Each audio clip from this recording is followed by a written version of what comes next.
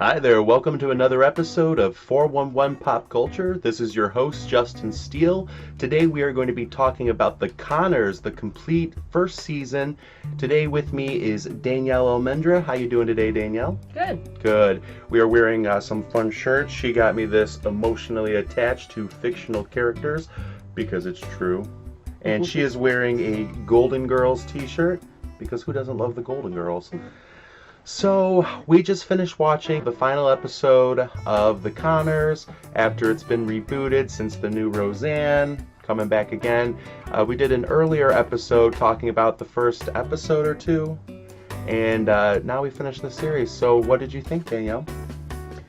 It was a little underwhelming. I'm not going to say that I didn't enjoy it, but it wasn't like Roseanne. I agree. Yeah. I wanted to like it more than I did. I did like it. Each episode, I think I had at least one laugh out loud moment. But overall, I felt like I was forcing myself to like it. Yeah.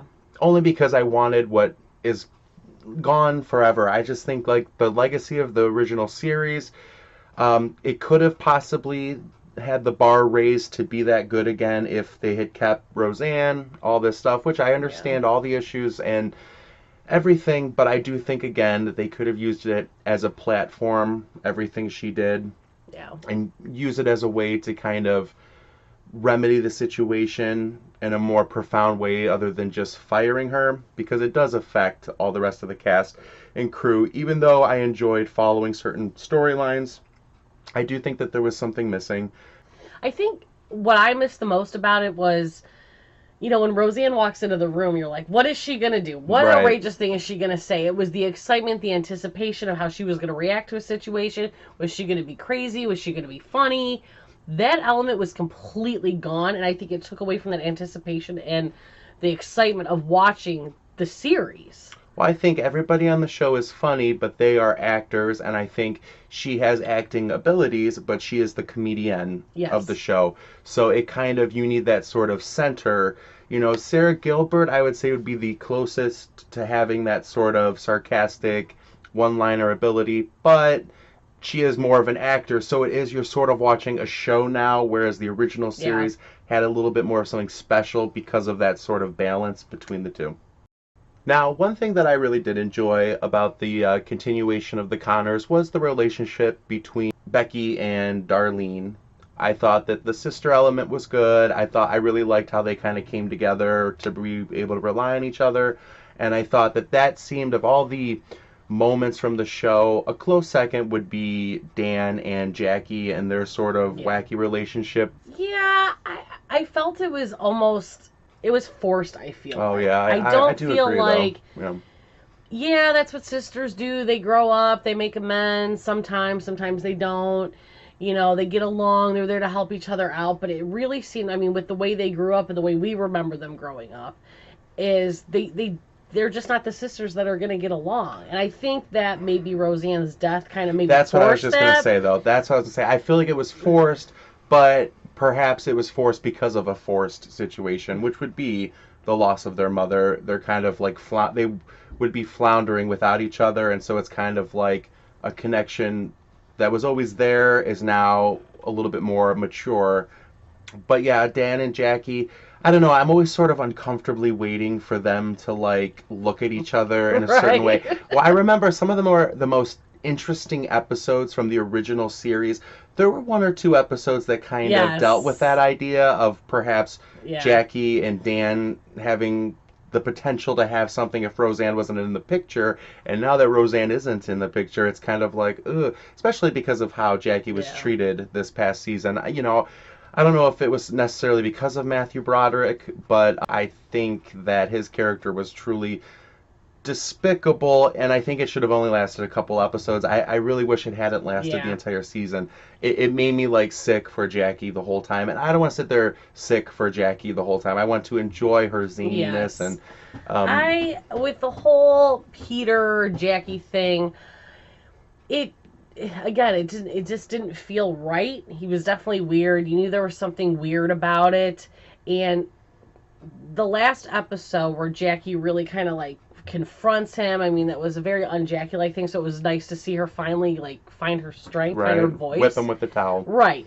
it was very intense and emotional. Like, you could really feel the hurt. Oh, I think she absolutely. did a great job. Yeah, Laurie Metcalf is always going to be amazing. She did a fantastic job. She can work, I think, with whatever they give her. Here's the thing. I think we kind of talked about one in our last episode, wanting to see her in a relationship. Yes. But I think, to be a little bit more specific, I want to see her with a normal guy. Yeah. You know, I want to see her be tethered, like her sort of out there-ness, her always up to something, but like with a normal guy. He could, he could be flawed, he can have issues, but not so quirky, because it's too much quirkiness and there's no balance between the two. I completely agree. Yeah. Continuing on with Jackie, though, I did note in the last episode, I remember being like, okay, something you said in our last episode finally happened, and I know that you were really, I don't want to say excited about it, but excited to see Jackie. Yeah, I was, when the first episode, when they talked about Roseanne and how she had passed, and, Jackie had a couple of moments in there, I was really missing the element of her breakdown. I think, they've been sisters, they've been close their whole lives. Jackie, that's her best friend. I mean, her and Roseanne, Jackie and Roseanne. So when she didn't have kind of an emotional breakdown, I was really missing that. And this last episode really encompassed that. It was like a flood. Yeah, it was being in the lunchbox brought emotions back for me. Oh my God, yes. Yeah. I started that terror. We didn't really. Yes, you wanted to You have to understand, it. Danielle and I didn't really talk too much about it because we want to save it for this. But yes, I felt I did feel that nostalgia because they had the whole set up and everything. And that alone is enough to make somebody have a reaction. And then though I sat there thinking the whole time though, this is the moment Danielle wanted before we were talking about. And Jackie did kind of just completely break down. She was already on her way. We saw her drinking. We saw her how she was with, what was his name? Peter. Mm-hmm. And he... for her to get physical was definitely surprising, because that's definitely not a Jackie element I would have expected. Right. But I was like, yes, you're mad. Finally. You should be mad. Get mad. Him, Right. Oh, and then it unleashed a flood of emotions. And it was heartbreaking to see. I couldn't take my eyes away from it. I do think it was definitely one of the highlights of a season where I do wish there had been more comedy, which we'll talk about later. But in general, there was a lot of drama this season in terms of, I think, people going for that dramatic punch. And I think this was one of those scenes where it would have naturally formed in the original series that you were like, we got to watch this. And the only thing, and I loved all the Jackie storylines. I think they really brought her character together, from the beginning where she lost Roseanne kind of to the end where she kind of broke down about it. And I think, she was trying to get through it, all this stuff, be there for the family. What about Andy?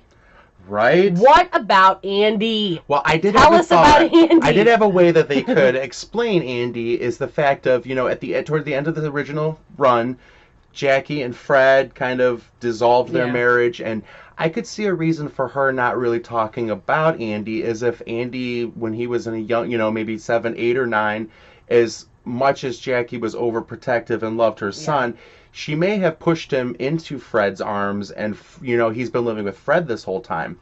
And I was thinking that'd be a reason for her to not mention him in the past 2 seasons, because it broke her heart, and it's one of those things she shoved down. And because when you have a actress like Laurie Metcalf, she really does have that good balance herself of comedic skills, dramatic skills, obviously. And I do think to see her finally let it all out, or at least most of it, because we don't know what happened to Andy, I do think that would be an interesting, or at least a very seamless way for them to be like, oh, that's why we haven't mentioned Andy. But the other characters could talk about him.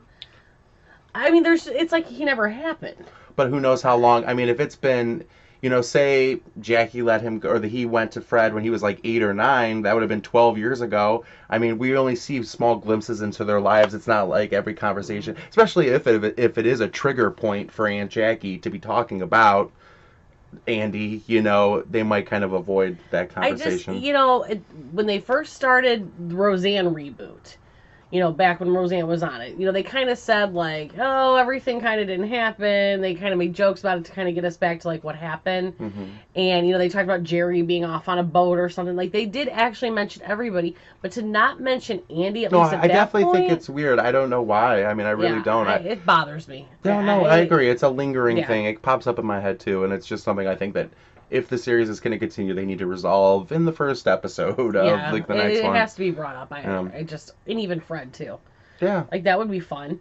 To even have Fred pop back up, or something. They've got to do something to fill in the Roseanne element that's missing. Yeah. I mean, they have to do something different. I just feel like it was kind of like a C the whole way through. Well, not an A or a B. My C. favorite, definitely my favorite characters are, Darlene, Becky, Dan, and Jackie. But, I do feel that DJ kind of gets pushed to the side quite a bit. You don't really hear much from him and Gina. And I barely remember seeing, I know she was on there, but their daughter was hardly ever there. It seems to be mostly Darlene's kids. Yeah. And who, by the way, the older daughter, I really did like a lot more this season. Yeah. I thought she had some good one-liners, little facial expression moments, because that's just as much a part of the comedy as getting to see those sort of reactions. Yeah.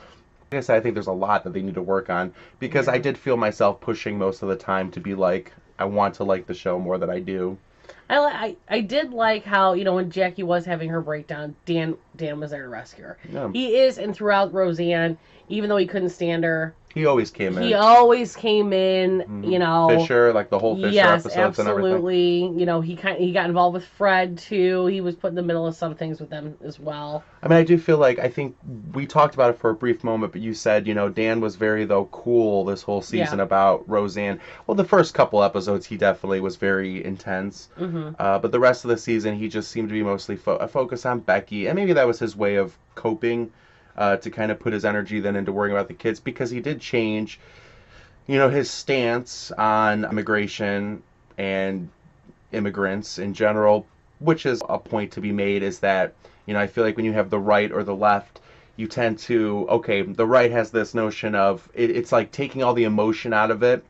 But as the show showed, Dan was all like, oh, I don't, I think you broke the law coming here. No, I don't want you here. But now that you are with my daughter, I want to help you. Right. And I feel like that's something that we are, as a society, keep messing up on. Because it isn't, it would be easiest thing in the world to stay detached. But the moment you're not, you realize, wait, there is something. If you live in this cocoon, then you're very lucky that you don't have to see these things. But the moment you start researching things and you really look at like the human element of where these people are coming from, what they're trying to do, it's something you would do in a heartbeat. Yeah. If we were here and the threat of like murder, rape, all the stuff was just down the door, we wouldn't be going to another country, wouldn't be trying. Right. And it's sort of like, I don't know.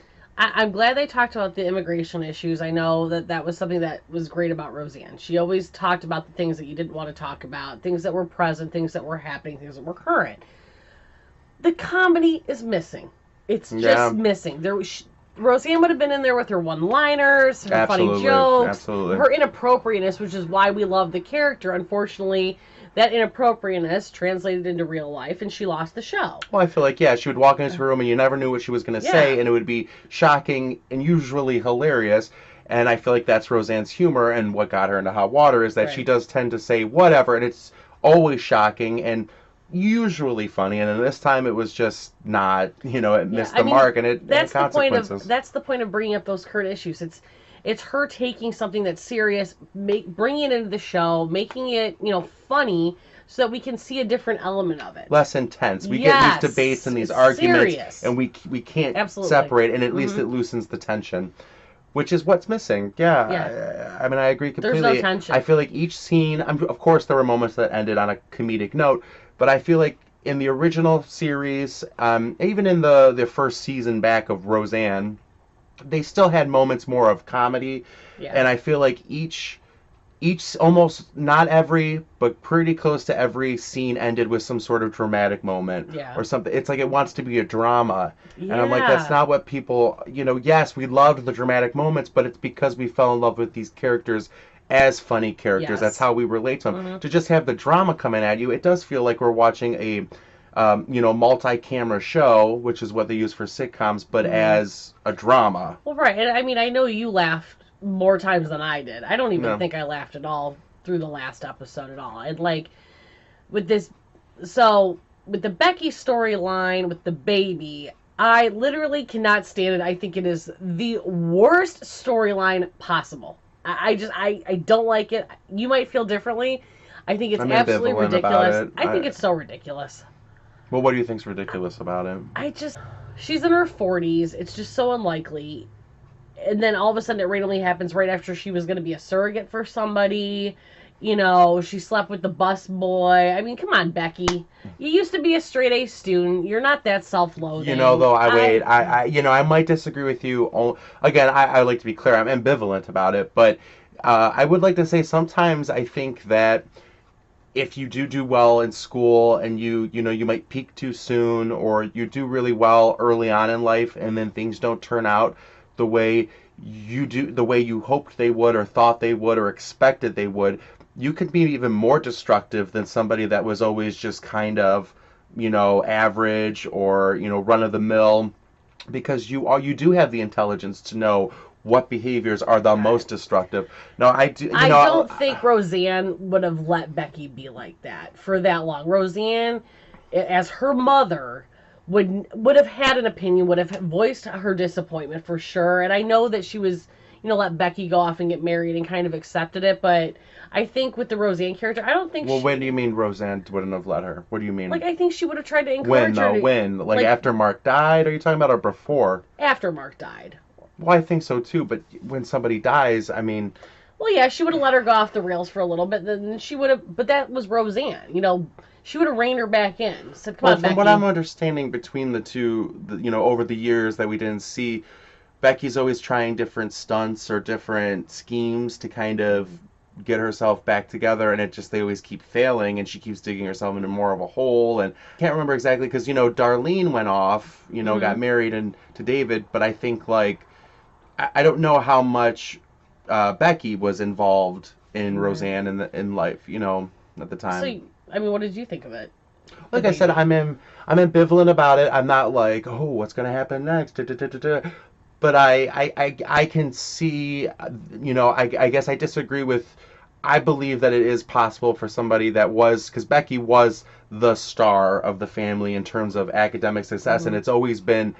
After Darlene, shed away the black clothes of her teenage youth, she started to become the successful one all the time. And I think it threw Becky off, and she never quite got back on, which is why I do think, going back to the bond between the two sisters, I think that how it was is Becky always expected to be the strong one, and for Darlene to not be. And I think that it's always kind of thrown their sort of dynamic out of whack, because they spent so much time picking on each other in youth in a certain way that now it's never been quite right for Becky.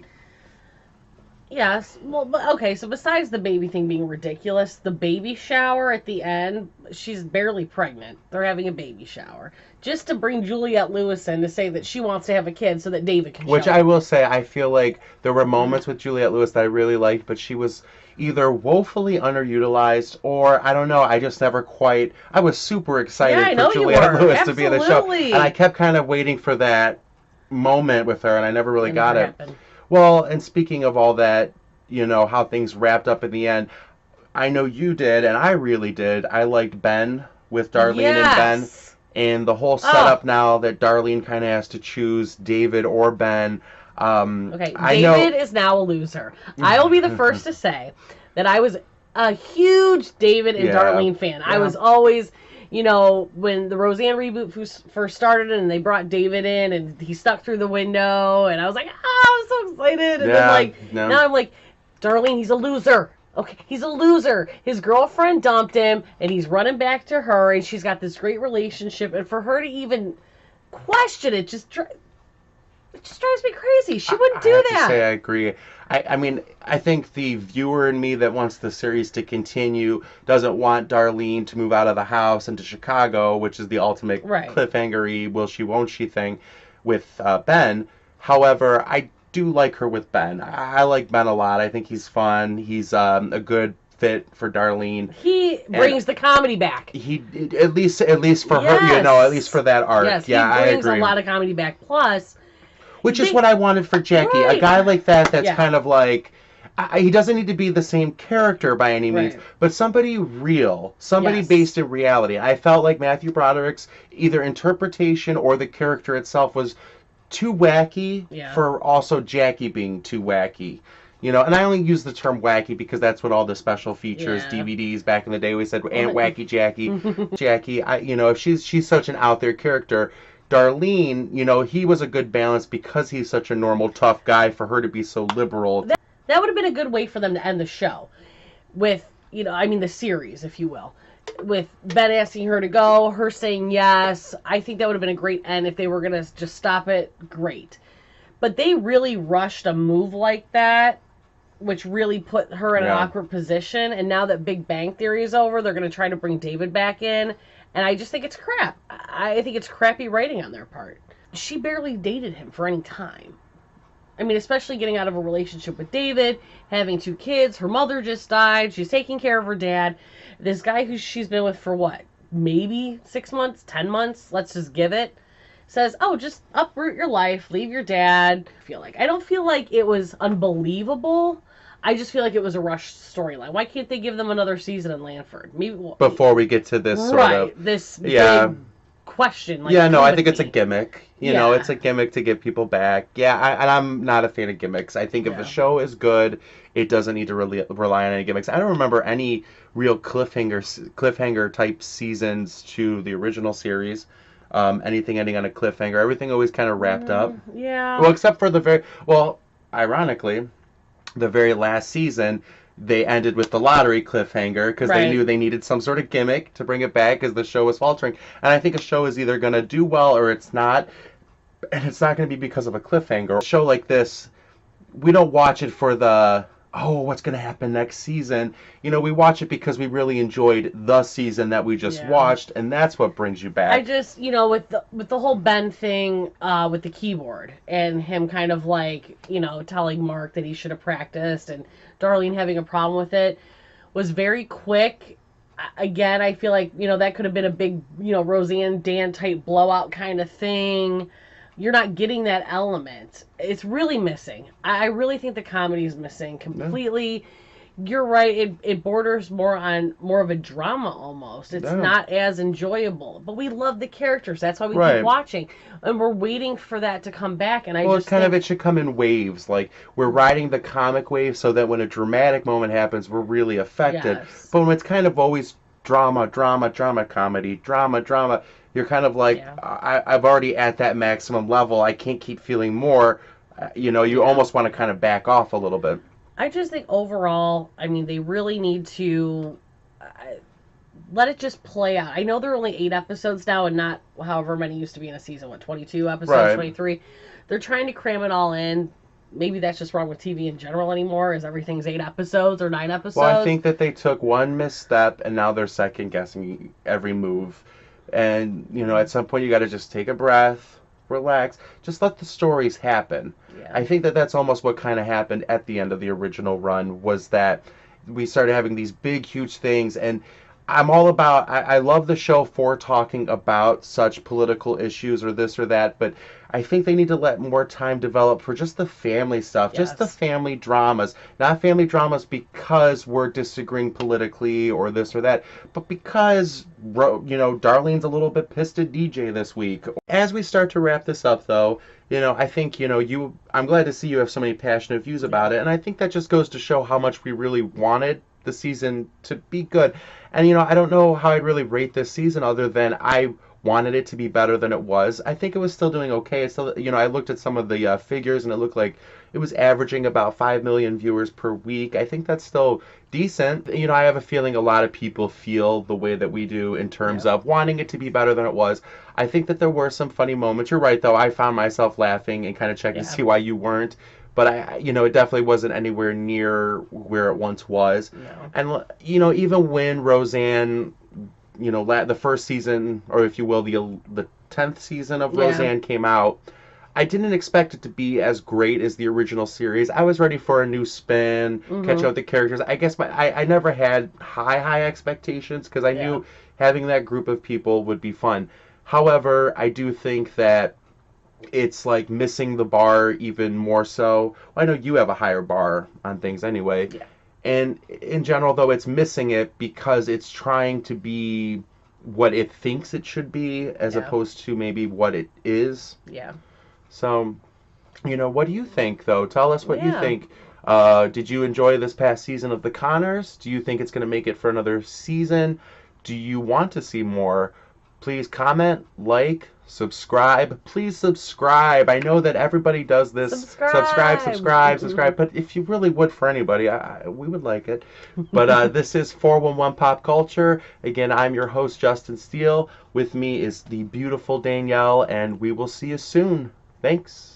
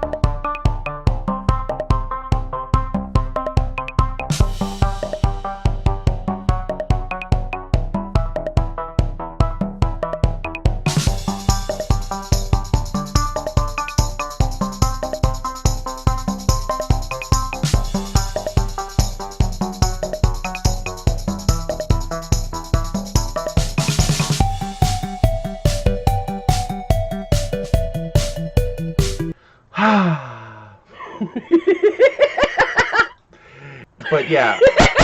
Do you remember what you're talking about? Vaguely.